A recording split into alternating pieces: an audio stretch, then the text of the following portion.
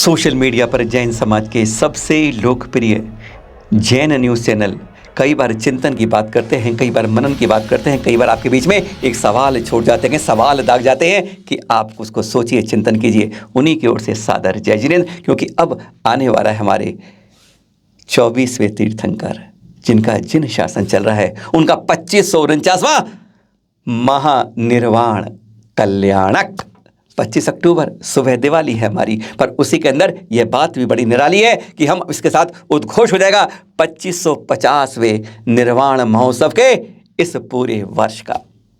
शुरुआत पहले हो चुकी है, लाखों रुपए समाज का बह भी चुका है, पर एका की आवाज़ कहीं अभी तक नहीं आई है। आज चिंतन की शुरुआत यहीं से हो रही है। चाहे पहले हम अपनी विद्वत परिषदों को ले लें, शास्त्रीय परिषद हो, नहीं दिखती कोई उसके अंदर कोई जैसे जान बची है। विद्युत परिषद भी जैसे अब अंगड़ाइयाँ ले रही है, अब कुछ समझ नहीं आता, इनमें एका नहीं। एक समय हमारी विद्वानों की परिषदें की बात चलती थी, संत भी सुनते थे, श्रावक भी सुनते थे, पर आज केवल लिफाफे का वजन ही तुलता है। जैसे कड़वी बात है, आज हम यही कर रहे हैं आपसे।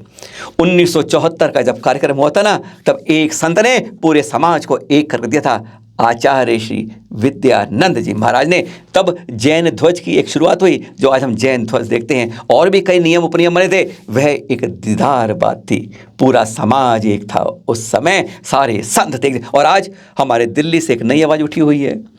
अब जयपुर के पास, जयपुर से भी एक नई, आचार्य श्री सुनील सागर जी ने अभी कहा है इन्होंने कि एक रथ प्रवर्तन होगा और 10 करोड़ जैनेतर भाइयों को महावीर स्वामी के संदेशों की प्रभावना की जाएगी। बहुत अच्छी बात की शुरुआत, क्योंकि हमें यही तो प्रभावना का समय होता है। यानी 10 करोड़ जैनेतर तक हम महावीर स्वामी जी के संदेश पहुंचा देंगे तो सचमुच कोई ना कोई शुरुआत। पर हम दिल्ली में पहले कर चुके हैं, बहुत बड़ी राशि अब तक खर्च कर चुके हैं।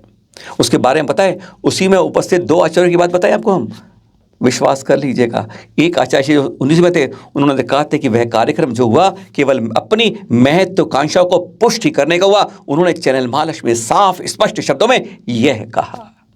और दूसरे आचार्य वहाँ थे, उन्होंने साफ ये कह दिया, अब की बार मुझे ऐसे कार्यक्रमों में बुलाना मत, कभी भी ऐसों में मैं नहीं आऊँगा। क्योंकि उन्होंने भी देखा होगा कि हमने लाखों रुपए समाज के लगाने के बाद हम बटोरते, उपलब्धि क्या होती है, अरे अब 3 उपलब्धि गिना दें, नहीं मिल पाएगी। हकीकत में यही सजा जैसे जैन समाज को मिल पाती है।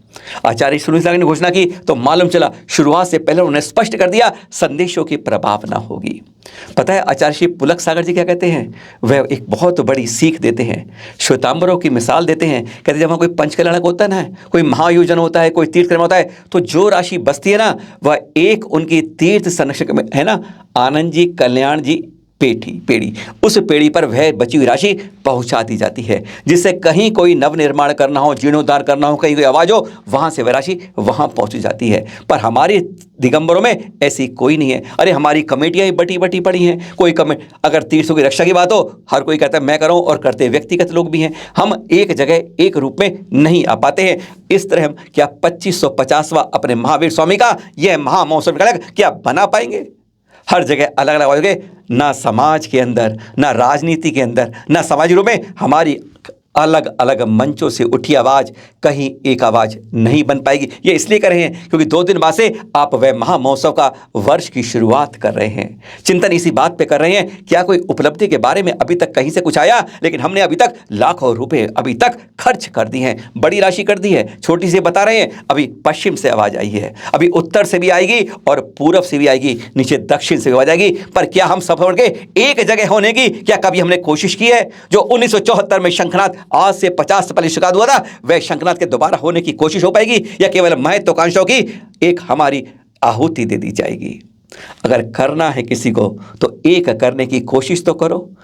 अगले साल गिनती भी होनी है, जनगणना भी होनी है। अरे जब हम ये अपने महोत्सव मनाओगे तब हमारी 44 लाख की आबादी गिनती कितनी नीचे गिरेगी? कभी इस पर चिंतन भी किया हमने? उपलब्धि क्या करेंगे हम?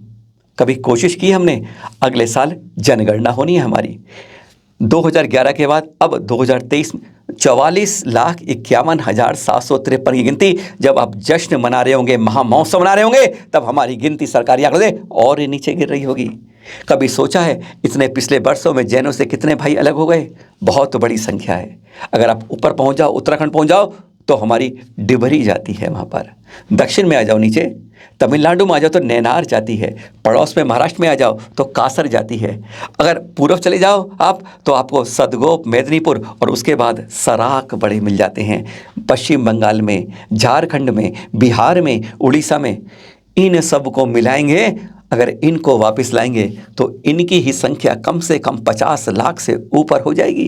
यानी हमारी जो 44 लाख की गिनती इस समय है, जो और लुढ़क गई होगी, वह आराम से 1 करोड़ के पार हो जाएगी। कभी इनको मिलाने की हमने कोशिश की है? या जो चला गया है चला गया है, जो बदल गया बदल गया है, हमें कोई चिंता नहीं। कल 40 लाख थे, आज 10 लाख रह जाएंगे तो कोई बात नहीं, हम 10 लोगों में बना लेंगे महोत्सव, बहुत खुशी मनाएंगे। देखो हमने कितना बड़ा नाम कर लिया है, कितना बड़ा काम कर लिया है। वर्धमान स्वामी भगवान के हमने कुछ नामों को, उनके उद्देश्यों को कभी याद करने, अरे अब तक जितने रुपए खर्च किए हैं इतने में कितना खनखनाद हो गया होता। हमने अभी भी इस 25वें 49 से पहले निर्वाण कल्याण से हमने अभी तक अपनी जो उद्देश्य हैं उनको अभी तक साफ नहीं कर पाए हैं। लाखों लाखों रुपए समाज के अब तक खर्च आए हैं और खर्च करते रहेंगे, पर हम क्या इसको महाउत्सव 1974 की तरह क्या मना पाएंगे? चिंताएं बढ़ जाती हैं क्योंकि हमारे अंदर एकता कहीं दिख नहीं पाती है।